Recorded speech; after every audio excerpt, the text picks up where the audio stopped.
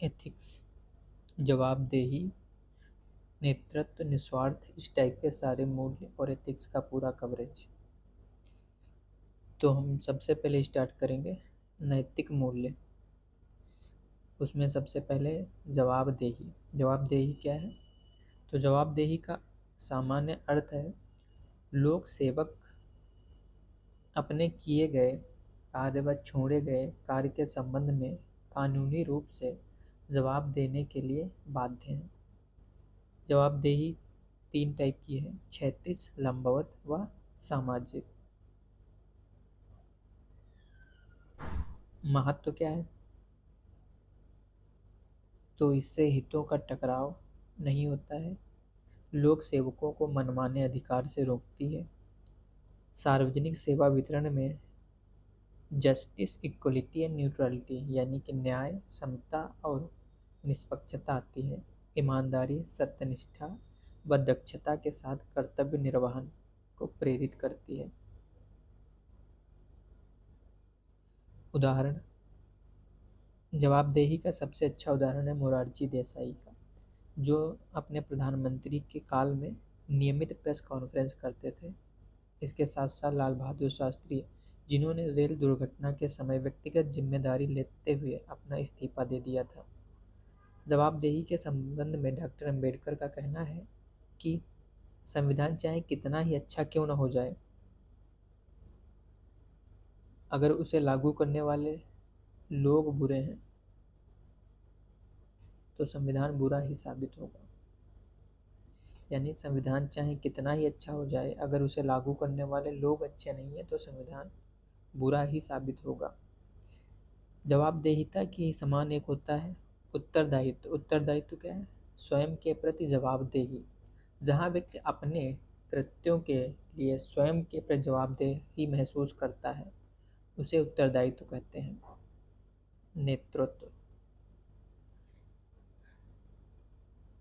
John Maxwell के अनुसार नेतृत्वकर्ता वह है जो अपने मार्ग को जानता है, उस पर चलता है और अपने सहयोगियों का मार्गदर्शन करता है। एग्जाम्पल: वर्गीज कुरियन, श्रीधरन, जिन्हें भारत का मेट्रो मैन कहा जाता है। ये लोग नेतृत्वकर्ता के अच्छे उदाहरण हैं। निस्वार्थता। निस्वार्थता के संबंध में महात्मा गांधी का कथन है, स्वयं को पाने का सबसे अच्छा तरीका स्वयं दूसरों की सेवा में खो देना है। निष्पक्षता का अर्थ क्या है? शासन में निस्वार्थता का आशय है कि सामाजिक भूमिकाओं का निर्वहन करने वाले व्यक्ति पूरी तरह से लोकहित में कार्य करें, स्वयं की आवश्यकता के बजाय जनता की आवश्यकताओं को प्राथमिकता दें। निस्वार्थता के सबसे अच्छा उदाहरण है हमारे पास आकांक्षा फाउंडेशन व टीच फॉर इंडिया के संस्थापक शाहीन मिस्त्री, जिन्होंने अमेरिका के विश्वविद्यालय में उच्चतर शिक्षा छोड़कर भारत के झुग्गी झोपड़ी में रहने वाले बच्चों के कल्याण के लिए आकांक्षा केंद्र खोला, या उन्हें पढ़ाने के लिए आकांक्षा केंद्र खोला। अन्य मूल्य: समानुभूति। समानुभूति को लेकर विवेकानंद ने कहा था, मेरे बच्चों, महसूस करो, महसूस करो गरीबों के लिए, अज्ञानियों के लिए, दमितों के लिए महसूस करो, इन्हीं को अपना ईश्वर मानो। समानुभूति का अर्थ एम्पैथी, तो किसी अन्य व्यक्ति की मना स्थिति या उसकी स्थिति को उसके परिप्रेक्ष्य में समझना और स्वयं को उन स्थितियों में रख कर महसूस करना जो वह महसूस करता है। समानुभूति दो प्रकार की होती है, एक भावनात्मक, इसमें दूसरों की भावनाओं को समझकर उसके अनुसार कार्य किया जाता है, और एक होती है संज्ञानात्मक, जिसमें हम दूसरों की मनःस्थिति को जानते हैं लेकिन उसे महसूस नहीं करते। इसे सहानुभूति कहा जाता है। समानुभूति नौकरशाही को अधिक प्रभावी, जन केंद्रित बनाती है। इसे सामाजिक सामंजस्य एवं समावेशिता बढ़ती है। भारत की आयुष्मान भारत योजना को समानुभूतिपूर्ण नीति निर्माण का उदाहरण माना जा सकता है, जो 12 करोड़ से अधिक गरीब व सुवेद्य परिवारों को सेकेंडरी व टर्सरी हेल्थ केयर सुविधाएं प्रदान करती है। न्याय कार्यवाही में सच्चाई ही न्याय है, बेंजामिन डिज़राइली। परंपरागत रूप से न्याय को 4 सद्गुणों में से एक माना गया है। वो सद्गुण कौन है?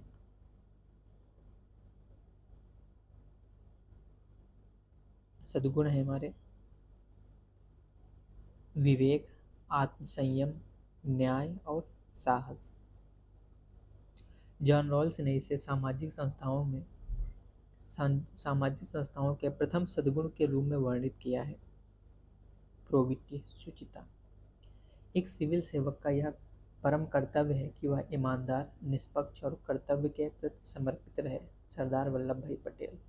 प्रोबिटी का आशय मजबूत नैतिक सिद्धांतों, सत्यनिष्ठा, ईमानदारी, शालीनता, चरित्र व व्यवहार में ईमानदारी से है। जहाँ सत्यनिष्ठा व्यापक अवधारणा है जिसमें समग्र नैतिक चरित्र शामिल है, वहीं प्रोबिटी यानी शुचिता विशेष रूप से पेशेवर जीवन में ईमानदारी और भ्रष्टाचार मुक्त होने से है। एग्जाम्पल, जैसे जैसिंडा आर्डन जो न्यूजीलैंड की पूर्व प्रधानमंत्री थी, उन्होंने यह कहते हुए कि अब हम में पर्याप्त क्षमता नहीं है, कार्य करने की पर्याप्त क्षमता नहीं है, यह कहते हुए उन्होंने इस्तीफा दे दिया। शुचिता की कमी से भ्रष्टाचार बढ़ता है, जिससे अमीर व गरीब के बीच की खाई बढ़ती है। ईमानदारी। महात्मा गांधी ने कहा था कि ईमानदारी सबसे उत्तम नीति है, लेकिन जो स्वयं के प्रति ईमानदार नहीं है वह दूसरों के प्रति ईमानदार नहीं हो सकता। ईमानदारी का अर्थ सत्य बोलने और उसी के अनुरूप कार्य करने से है। यह झूठ बोलने, धोखा न देने या चोरी न करने से कहीं अधिक है। ईमानदारी विश्वास की नींव है जो संबंधों को मजबूती प्रदान करती है।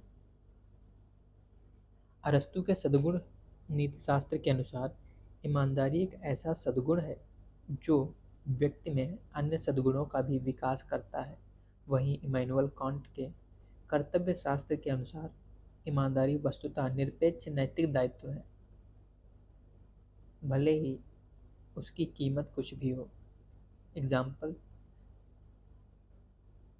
2011 के आईसीसी वर्ल्ड चैंपियनशिप में जब सचिन तेंदुलकर को ग्राउंड अंपायर ने आउट दे दिया था, तो उन्होंने अपनी ईमानदारी और खेल की भावना का सम्मान करते हुए खुद आउट करार देते हुए बाहर चले गए थे। लोक सेवा के प्रति समर्पण। एक सिविल सेवक को एक मशीन की भांति कार्य नहीं करना चाहिए, बल्कि उसे अपने कार्य में समर्पण की सेवा भावना लानी चाहिए। सरदार वल्लभ भाई पटेल। समर्पण का अर्थ है किसी कार्य या लक्ष्य की प्राप्ति हेतु अपने को पूरी ताकत से झोंक देना। कांट के अनुसार कर्तव्य की भावना से प्रेरित होकर किए गए कार्य का नैतिक मूल्य उस कार्य की प्राप्ति से नहीं, बल्कि उस नैतिक सिद्धांत से आता है जिसके अनुसार कार्य किया जाता है। समर्पण प्रतिबद्धता से भिन्न है, क्योंकि प्रतिबद्धता दायित्व से बंधी है, जबकि समर्पण कर्तव्य बोध से प्रेरित है। उदाहरण, कलाम का जीवन देश के नाम समर्पित था। इसी प्रकार भगत सिंह, ये लोग समर्पण के अच्छे उदाहरण हैं। सत्यनिष्ठा। सत्यनिष्ठा एक अच्छे मनुष्य का सार है। एपीजे अब्दुल कलाम। जहाँ ईमानदारी तथ्यों को ज्यों का त्यों रखना है, वहीं सत्यनिष्ठा परिणामों की परवाह किए बिना वही करना है जो सही है। एग्जाम्पल, एक भीड़ से बचता हुआ युवक अगर आपके पास छुपने के लिए आता है, उसके बाद जब भीड़ आती है तो जब भीड़ को आप सही बता देंगे तो वो ईमानदारी है, और अगर सही नहीं बताए उस व्यक्ति की जान बचा ली तो यह सत्यनिष्ठा है, इस पर आप अपने मूल्यों पर टिके हैं। इसका सबसे अच्छा एग्जाम्पल सुकरात है, जिन्होंने अपने मूल्यों को बचाने के लिए अपने प्राण तक न्यौछावर कर दिए। इसी टाइप से शहीद कलाड़ी भी है। सत्यनिष्ठा से जवाबदेहिता, पारदर्शिता बढ़ती है, जिससे भ्रष्टाचार कम होता है और प्रशासनिक दक्षता बढ़ती है। वस्तुनिष्ठता। किसी भी पूर्वाग्रह, व्यक्तिगत विश्वास, भावनाओं और बाहरी प्रभाव के बिना लक्ष्यों के आधार पर प्रत्येक स्थिति का मूल्यांकन करना वस्तुनिष्ठता है।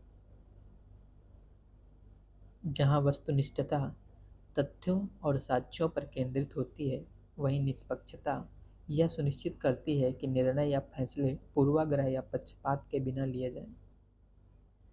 निष्पक्षता। सर्वपल्ली राधाकृष्णन ने कहा था कि सहिष्णुता और निष्पक्षता वास्तविक रूप से एक सभ्य समाज की कसौटी है। किसी भी व्यक्ति या समूह को दूसरे की तुलना में वरीयता न देना तथा व्यक्तिगत पूर्वाग्रहों को अपने कार्यों में शामिल न करना ही निष्पक्षता है। इसका सबसे अच्छा उदाहरण टीएन सेशन का है, जिन्होंने चुनाव सुधार को लागू करते समय राजनीतिक निष्पक्षता का अच्छा उदाहरण पेश किया था।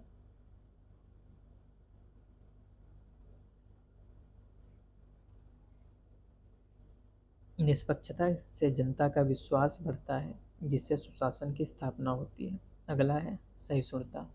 अगर हमें लोकतंत्र की सच्ची भावना का विकास करना है तो हम असहिष्णु नहीं हो सकते। असहिष्णुता अपने उद्देश्य में विश्वास की कमी दर्शाती है। महात्मा गांधी। सहिष्णुता का मतलब उन लोगों के प्रति निष्पक्ष, वस्तुनिष्ठ और उदार रवैया रखना है जिनकी राय, व्यवहार, जाति, धर्म, राष्ट्रीयता खुद से अलग है। उसका सबसे अच्छा उदाहरण नेल्सन मंडेला का है। अंतःकरण। अंतःकरण अभिव्यक्ति ही ईश्वर की अभिव्यक्ति है। महात्मा गांधी। अंतःकरण नैतिक मूल्यों और सिद्धांतों को पहचानने की हमारी अंतः क्षमता है। जैसे 1975 में आपातकाल के समय अतिरिक्त सॉलिसिटर फली नारिमन ने संवैधानिक अधिकारों के निलंबन का समर्थन करने से इनकार कर दिया और सरकार से इस्तीफा दे दिया था। अभिवृत्ति। अभिवृत्तियों को किसी व्यक्ति द्वारा किसी अन्य व्यक्ति, विचार, वस्तु को देखने के नज़रिए के रूप, मूल्यांकन के तरीके के रूप में परिभाषित किया जाता है। अभिवृत्ति को किसी व्यक्ति द्वारा किसी अन्य व्यक्ति, विचार, वस्तु को देखने के नज़रिए व मूल्यांकन के तरीके के रूप में परिभाषित किया जाता है। यह किसी निश्चित वस्तु, विचार, व्यक्ति या स्थिति के प्रति सकारात्मक या नकारात्मक प्रतिक्रिया करने की पूर्व धारणा या प्रवृत्ति होती है। इसके तीन घटक हैं: संज्ञानात्मक, व्यवहारात्मक और भावनात्मक। संज्ञानात्मक का अर्थ है कि यह व्यक्ति के ज्ञान को दर्शाता है, जिसमें सत्य, असत्य, वांछनीय या अवांछनीय चीज़ों के बारे में निश्चितता के अलग अलग स्तर होते हैं। भावनात्मक, पसंद या नापसंद करने की प्रवृत्ति। व्यवहारात्मक या संज्ञानात्मक और भावनात्मक आधार पर प्रतिक्रिया को दर्शाता है। अभिवृत्ति को निर्धारित करने के कारण पहला है क्लासिकल कंडीशनिंग, यानी जब आप एक ही कार्य को बार बार बिना चिंतन मनन के आत्मसात करते हैं तो कुछ समय बाद वह कार्य आपसे स्वतः होने लगेगा। इंस्ट्रूमेंटल कंडीशनिंग, व्यक्ति सामान्यतः उन्हीं व्यवहारों को सीखता है जिनके प्रति उसे पुरस्कृत किया जाता है। ऑब्जर्वेशनल लर्निंग, दूसरे के व्यवहार व कार्यों से सीखना। उदाहरण, बच्चे अपने माता पिता की कॉपी करते हैं। परसुएशन, संचार के जरिए अभिवृत्ति को बदलने हेतु जानबूझकर किया गया प्रयास। एग्जाम्पल, विज्ञापन। कॉग्निटिव अप्रेजल, जानकारी जुटाकर या उपलब्ध कराकर हम किसी की अभिवृत्ति को परिवर्तित कर सकते हैं। अभिवृत्ति के कार्य। ज्ञान, नई जानकारी को व्यवस्थित और उसकी व्याख्या करने के लिए एक ढांचे के रूप में कार्य करती हैं, जैसे रूढ़िगत परंपराएं। उपयोगिता, व्यवहार को इस तरह निर्धारित या निर्देशित करती है कि हमारे सामाजिक व भौतिक परिवेश में लाभ अधिकतम व लागत न्यूनतम हो। आत्मसम्मान की रक्षा, आत्मसम्मान की रक्षा व भावनात्मक संघर्षों से निपटने में मदद करती है। मूल्य अभिव्यक्ति, हमारी अभिवृत्तियाँ हमारी व्यक्तिगत आत्म भावनाओं को मान्यता प्रदान करती हैं तथा दूसरों तक पहुंचाने में मदद करती हैं। एग्जाम्पल, विश्नोई परिवार। परसुएशन, एक व्यक्ति या संचारकर्ता द्वारा किसी व्यक्ति के विश्वास, दृष्टिकोण व्यवहार व अभिवृत्ति को बदलने के लिए सोच समझ कर किया गया प्रयास। तरीके क्या हैं? एथोस यानी कि किसी के विश्वास या विश्वसनीयता संबंधी आग्रह। जैसे शोधकर्ता जब कोई प्रूफ करना चाहते हैं, निष्कर्ष देना चाहते हैं, तो उससे पहले वह अपने पिछली योग्यताओं और कामों का हवाला देते हैं ताकि विश्वसनीयता साबित की जा सके। पैथोस यानी भावना संबंधी आग्रह। राष्ट्रीय प्रतीकों आदि का प्रयोग कर गर्व व एकता की भावना जागृत करना। लोगोस तर्क संबंधी आग्रह। एग्जाम्पल टोबैको प्रचार। प्रभावित करने वाले कारक, परसुएशन को प्रभावित करने वाले कारक। पहला स्रोत, स्रोत की विश्वसनीयता, स्रोत के प्रति निष्ठा तथा स्रोत का अधिकार क्षेत्र। जैसे महाभारत के युद्ध में द्रोणाचार्य वध के समय युधिष्ठिर का कथन, अश्वत्थामा हतो नरो व कुंजरो। संदेश सामग्री, प्रासंगिकता व स्पष्टता। जैसे स्वच्छ भारत मिशन। लक्षित समूह की विशेषताएं, दर्शकों की मौजूदा मान्यताएं, जानकारी का स्तर व पृष्ठभूमि। समय व संदर्भ, सामाजिक प्रमाण। फिर है भावनात्मक बुद्धिमत्ता। भावनात्मक बुद्धिमत्ता का है अपनी व दूसरों की भावनाओं को पहचानना व उन्हें नियंत्रित करना। सबसे पहले इस शब्द के प्रयोग 1990 में जॉन मेयर व पीटर शलोवी ने किया था। बाद में इसे लोकप्रिय डैनियल गोलमैन ने बनाया था। भावनात्मक बुद्धिमत्ता का उच्च स्तर अंतर कौशल को मजबूत करने में सहायता करता है। यह विशेष रूप से संघर्ष प्रबंधन और संप्रेषण से संबंधित मामलों में तथा गैर संज्ञानात्मक कौशल विकसित करके व्यक्तित्व का समग्र विकास करने में सहायक है। इसके तत्व 5 हैं: आत्म जागरूकता, आत्म अभिप्रेरण, आत्मनियमन, सामाजिक दक्षता, समानुभूति। आत्म जागरूकता, इससे आत्मविश्वास आता है और अपने कमजोर व मजबूत पक्षों की जानकारी रहती है। आत्म अभिप्रेरण, यह स्वयं को अभिप्रेरित करता है। आत्मनियमन, अपनी हानिकारक भावनाओं पर कंट्रोल होता है। सामाजिक दक्षता, टीम प्रबंधन, संघर्ष समाधान और दूसरों को मोटिवेट करना। समानुभूति, दूसरों का मूल्यांकन करते समय। EQ व IQ। EQ, इसमें 5 डोमेन जो पीछे देख चुके हैं के जरिए भावनाओं की पहचान की जाती है, जबकि IQ इसमें तार्किक क्षमता, संज्ञानात्मक दक्षता, स्मृति क्षमता आदि शामिल हैं। EQ परिवेश व सामाजिक प्रभावों के अधीन है, इसलिए इसे समय के साथ सक्रिय रूप से प्रशिक्षित किया जा सकता है, जबकि IQ में आनुवंशिक तत्व ज़्यादा हैं, इसलिए यह स्थायी विशेषता होती है। EQ सार्वभौमिक मानकीकृत परिणाम नहीं, यानी कि इसे मापा नहीं जा सकता है, जबकि IQ का मापन संभव है। EQ मानसिक स्वास्थ्य व रिश्तों की मजबूती के लिए महत्वपूर्ण है, जबकि IQ व्यक्तिगत रोजगार या इस टाइप के लिए इम्पोर्टेंट है। गवर्नेंस के महत्व, नेतृत्व प्रभावशीलता। एग्जाम्पल जैसिंडा अर्डन का, जिन्होंने इस्तीफा दे दिया। निर्वाचन दक्षता, GST क्रियान्वयन के समय EQ की बहुत ज़्यादा आवश्यकता थी। संचार कौशल, जैसे कोविड-19 के समय दिशा निर्देश। विवाद समाधान, नागा शांति समझौता, असम अकॉर्ड। सार्वजनिक सहभागिता, TN सेशन।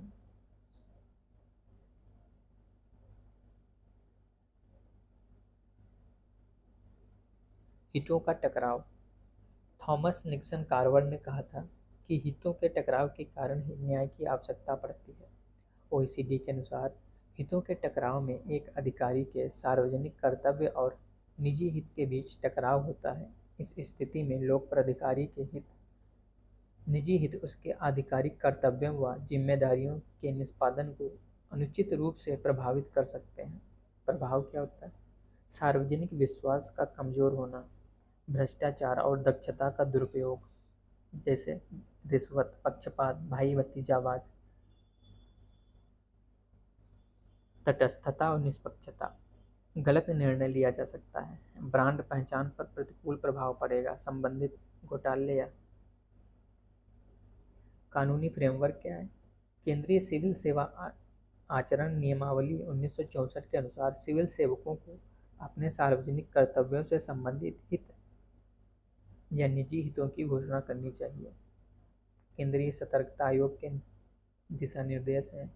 सेबी व कंपनी सेबी संहिता व कंपनी अधिनियम 2013 की धारा 166। विसल ब्लोइंग का मतलब है जासूसी, जो हमारे देश के नागरिक दूसरों देशों में या दूसरों के हमारे देश में करते हैं।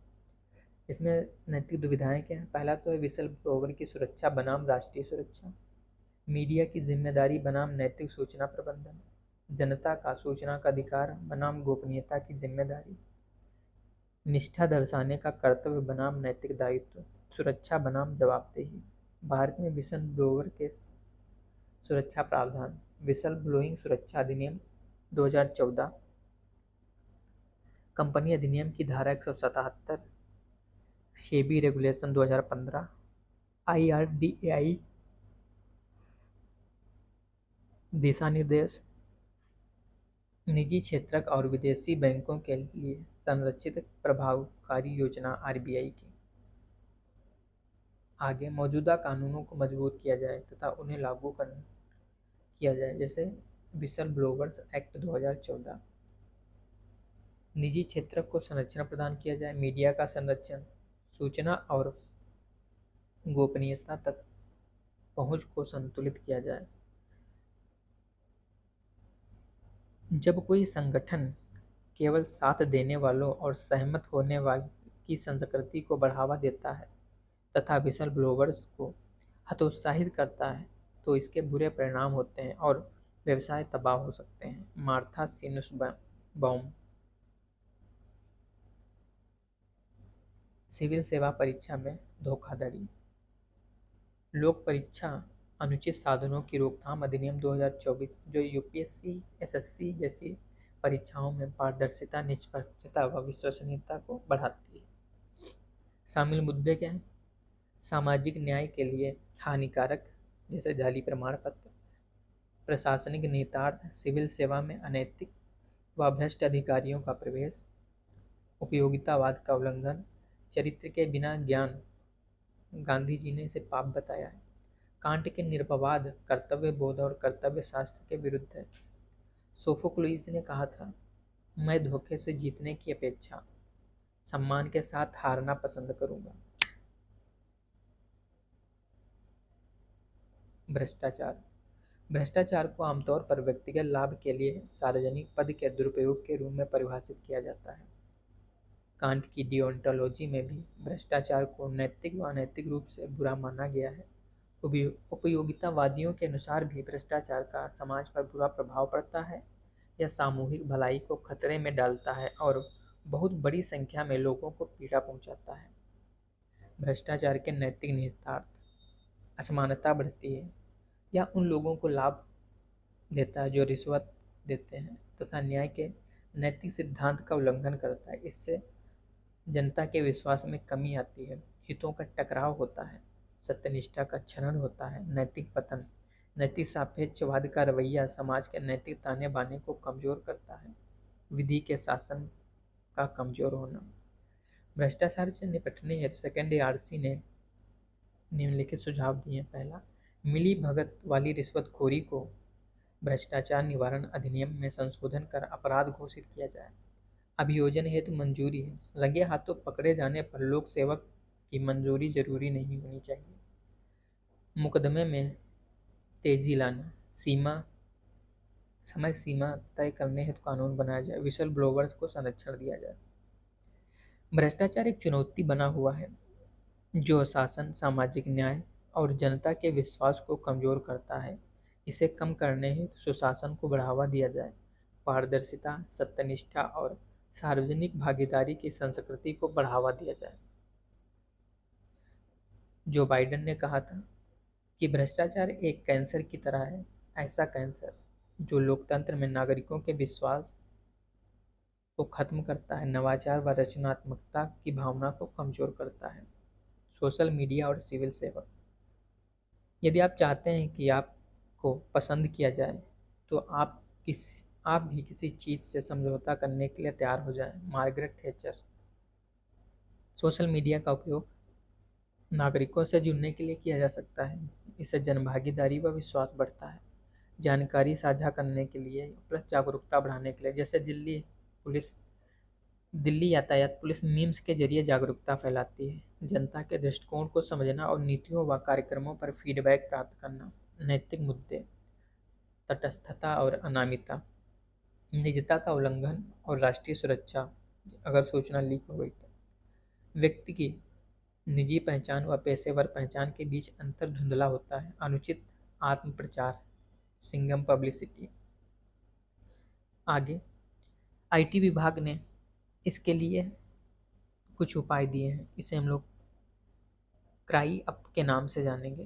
क्राई अप यानी कि compliance, relevance, identity, authority, privacy. Compliance यानी कि अनुपालन, प्रासंगिक नियमों और विनियमों का अनुपालन सुनिश्चित करें। रिलेवेंस, अपने क्षेत्र से संबंधित मुद्दों पर ही टिप्पणी करें। आइडेंटिटी, आप कौन हैं, आपका प्राधिकार क्या है, यह ध्यान रखें। अथॉरिटी, जब तक आपको अधिकार न दिया जाए तब तक कोई टिप्पणी न करें। प्राइवेसी, अन्य की व्यक्तिगत जानकारी साझा न करें। नेक्स्ट है सुशासन। PG square. पीजी के स्क्वायर का मतलब है P2G2 यानी कि pro people good governance. Raghuram Rajan ने कहा था कि मजबूत शासन या मजबूत सरकार का मतलब केवल सैन्य शक्ति या प्रभावशाली खुफिया तंत्र ही नहीं होता। इसका असली अर्थ है प्रभावी और न्यायपूर्ण प्रशासन यानी सुशासन। अवधारणा, गांधी जी का अंत्योदय, कौटिल्य का योगक्षेम, भगवत गीता का अधिष्ठान, रामायण का राम राज्य और शिवाजी का उपभोग शून्य स्वामी कॉन्सेप्ट। यूएन ने इसकी 8 विशेषताएं बताई हैं, जिसे हम लोग इस प्रकार समझ सकते हैं। सर्वप्रविधि सहपाज प्रतिमावेशी। सर्व का मतलब सर्वसम्मति उन्मुख। प्रविधि यानी कि प्रभावी व दक्ष शासन, विधि का शासन। सह का मतलब है सहभागिता। पा से पारदर्शिता, जा से जवाबदेही। प्रभा, प्रतिमावेशी यानी कि प्रतिक्रियाशील और क्षमावेशी। इसी के साथ स्मार्ट गवर्नेंस का भी गुड गवर्नेंस ही है। स्मार्ट गवर्नेंस मतलब गुड गवर्नेंस। स्मार्ट का मतलब simple, moral, accountable, responsible and transparent. MNREGA, PDS, Ayushman Bharat, Antyodaya योजना, ये सभी गुड गवर्नेंस का एग्जाम्पल है। न्याय, विधि आयोग ने अपनी 239वीं रिपोर्ट में कहा था कि न्याय में देरी न्याय से वंचित करना है। इसी प्रकार विलियम ब्लैक स्टोन ने कहा था, भले ही 100 दोषियों को बरी कर दिया जाना है, लेकिन एक भी निर्दोष को दोषी नहीं ठहराया जाना चाहिए। बाकी पॉलिटी से जोड़ेंगे। हैप्पीनेस, सुख। प्रसन्नता एक चैन है जो कभी कभी प्रयास की मांग करता है। रेस्टियल, समाज की प्रसन्नता ही सरकार का उद्देश्य है। John Adams. World Happiness Report 2025 में भारत को 118वां रैंक प्राप्त हुआ 147 देशों में, जो नेपाल और पाकिस्तान से भी पीछे है। प्रसन्नता के मार्ग, एक है जेरमी बेंथन का हेडोनिक प्रसन्नता, दूसरा अरस्तु का है यूडेमोनिक प्रसन्नता। सुख का दर्शन भारत में और पश्चिम में। भारत में चारवाक दर्शन, यावत जीवेत सुखम जीवेत तृणम कृत्वा घृतम पिबेत। भगवद गीता में कर्मण्येवाधिकारस्ते मा फलेषु कदाचन, यानी कि आप केवल कर्तव्य कर सकते हो, फल आपके हाथ में नहीं है। बुद्ध ने कहा था कि सुख कहीं पहुंचने में नहीं, बल्कि उसे अनुभव करने में है। नानक नानक ने कहा था कि संतोष सबसे बड़ा सुख है, और सच्चित आनंद यानी कि पूर्ण सच्चिदानंद। पश्चिम में कांट कांट ने कहा था कि कर्तव्य है तो कर्तव्य पालन किया जाए। अधिकतम लोगों का अधिकतम सुख उपयोगितावादी। जॉन लॉक ने कहा था कि प्रसन्नता की खोज नैतिक सभ्यता की नींव है। गांधी जी के 7 पाप। कर्म के बिना धन और विवेक के बिना आनंद पाप है। चरित्र के बिना ज्ञान, नैतिकता के बिना व्यवसाय पाप है।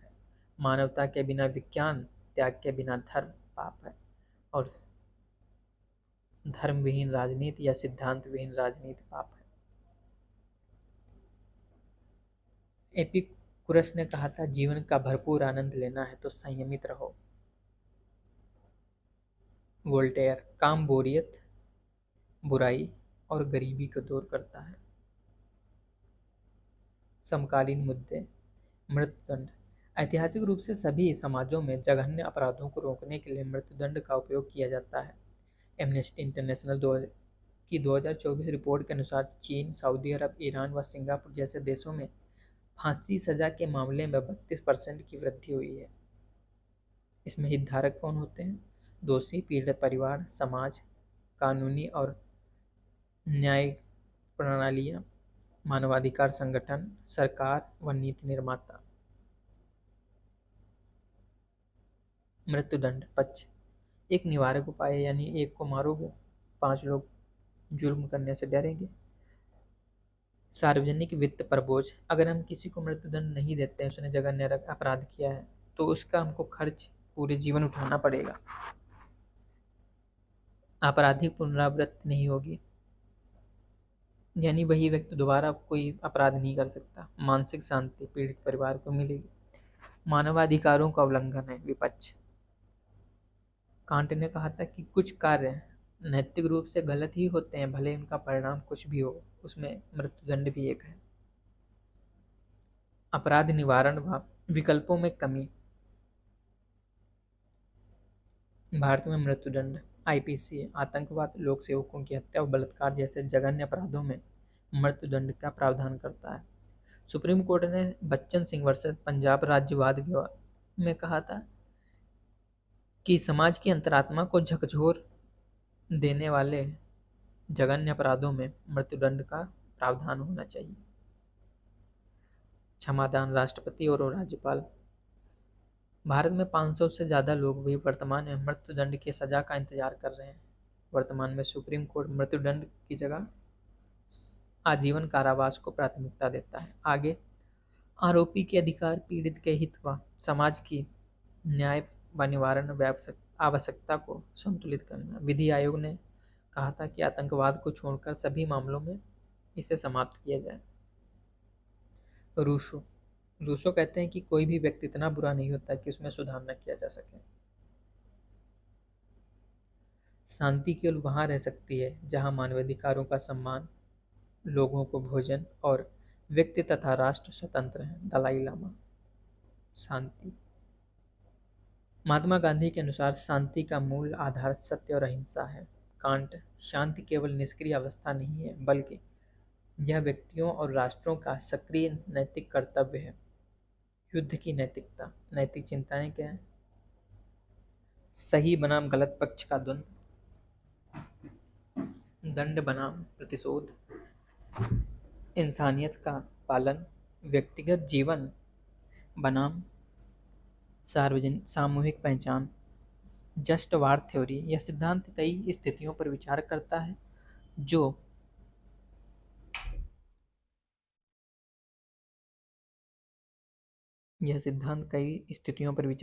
है जो यह निर्धारित करती है कि किसी युद्ध को न्यायसंगत, नैतिक व वैध माना जा सकता है या नहीं। मानक। जस्ट वार थ्योरी ने 3 मानक दिए: जस एड बेलम, जस इन बेलो, जस post Belum, just add Belum, यानी युद्ध में नैतिक होने का उचित कारण व नेक उद्देश्य होना चाहिए। जस इन बेलो, आनुपातिकता का सिद्धांत यानी लाभ और क्षति। जस्ट पोस्ट बेलम, युद्ध के बाद युद्धरत पक्षों की नैतिक जिम्मेदारी। आगे, अंतर्राष्ट्रीय सहयोग व समन्वय मजबूत करना। Example, Geneva convention. कठोर हथियार नियंत्रण व निशस्त्रीकरण को बढ़ावा दिया जाए। शांति स्थापना व संघर्ष समाधान। युद्ध की नैतिकता के संबंध में सहमति के आधार पर कोड ऑफ कंडक्ट तैयार करना, जो देशों की सेनाओं पर लागू हो। सेंसरशिप किसी समाज की स्वयं पर विश्वास की कमी को दर्शाता है या एक सत्तावादी शासन की पहचान है। पाटर स्टीवर्ट, यूएस सुप्रीम कोर्ट के जज। मीडिया को बाहर से नियमित नहीं किया जा सकता, इसे अंदर से ही नियमित किया जाना चाहिए। Tom Clancy. Martin Luther king ने कहा था कि युद्ध सबसे बड़ी त्रासदी है जो मानवता को व्यथित कर सकती है। यह धर्म का नाश व परिवारों को तबाह करती है। कोई भी संकट इससे बेहतर है।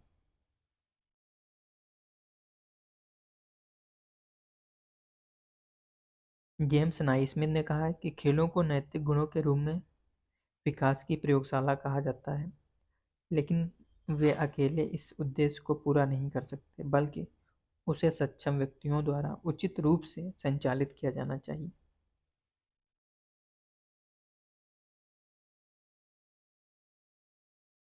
अमित रे ने कहा, एआई से संबंधित मानवीय मूल्यों और भावनाओं के साथ एआई में नैतिक नजरिया शामिल करना भावी एआई को मूलभूत आधार प्रदान करेगा। परोपकार का अर्थ धन देना नहीं, बल्कि समस्याओं का समाधान करना है। Bill Gates. जो जनभावनाओं को आकार देता है वह कानून बनाने या निर्णय सुनने वाले से भी प्रभावशाली होता है। Abraham Lincoln. किसी व्यवसाय की एकमात्र सामाजिक जिम्मेदारी यह है कि वह अपने संसाधनों का उपयोग लाभ बढ़ाने की गतिविधियों में करे। मिल्टन फ्रीडमैन, भारतीय विचारक।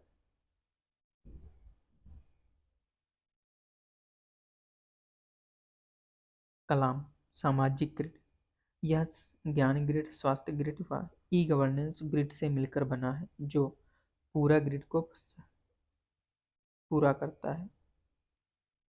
पटेल। शक्ति के अभाव में विश्वास बेकार है। किसी भी महान कार्य को पूरा करने के लिए विश्वास व शक्ति दोनों जरूरी हैं।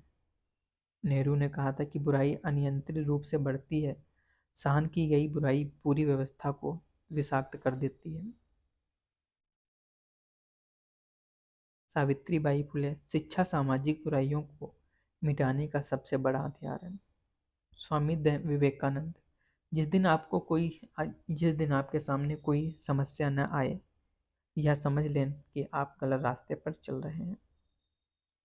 नानक। वंड छको, यानी ईश्वर ने आपको जो कुछ दिया है उसे दान करो। तिरुवल्लुवर। उन्होंने कहा था कि करुणा ही सबसे बड़ा सद्गुण है जो संसार को चलायमान रखती है। कौटिल्य। दया के समान कोई सद्गुण नहीं है।